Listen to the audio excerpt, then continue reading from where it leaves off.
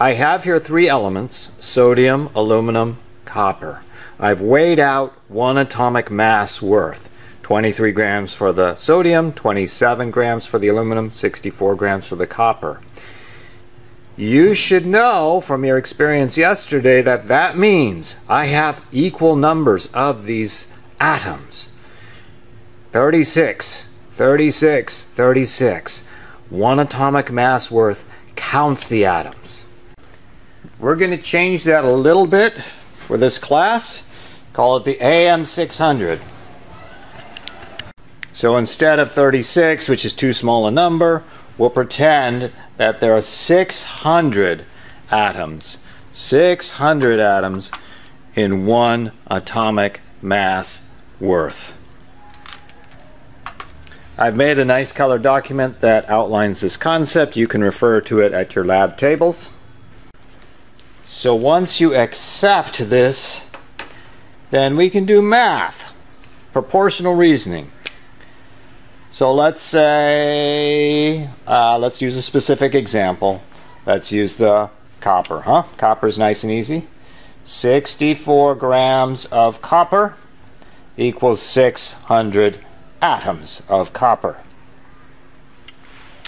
What does that mean? Well, that means if I use 32 grams, that would be half of that. That would be 300 atoms. What if I used 6.4?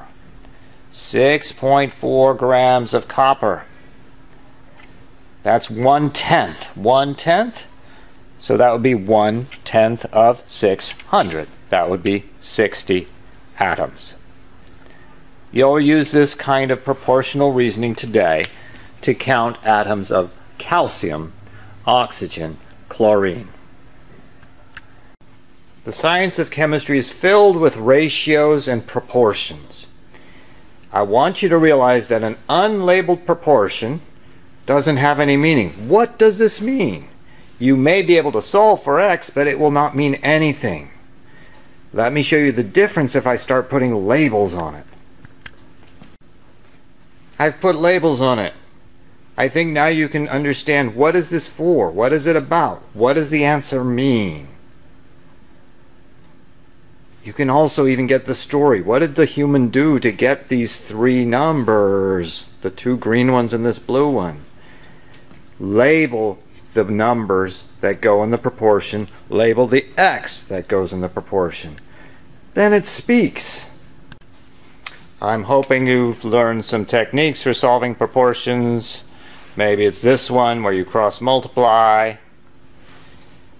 And then you can use algebra to get an answer for what is x. So here I got x equals 165. You should understand from my setup, that's how many pennies are in 454 grams. That's a pound, by the way. This is how many pennies get in a pound. It has meaning. Label your numbers. The first reaction you'll run today is the reaction of calcium metal with water.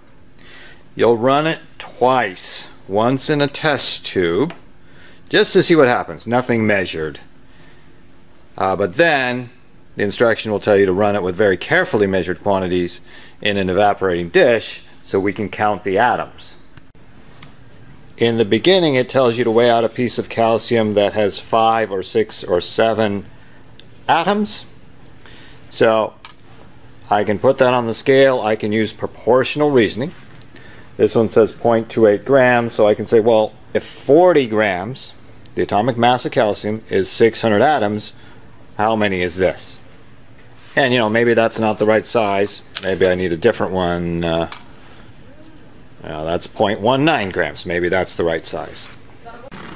When you're heating your bowl, in the beginning you'll be boiling out water. Make sure you heat it until it's dry, dry, dry. Many students will stop too soon, and then there'll be moisture in the bowl that affects your mass. I'm expecting to see every student with a periodic table and every student using a calculator.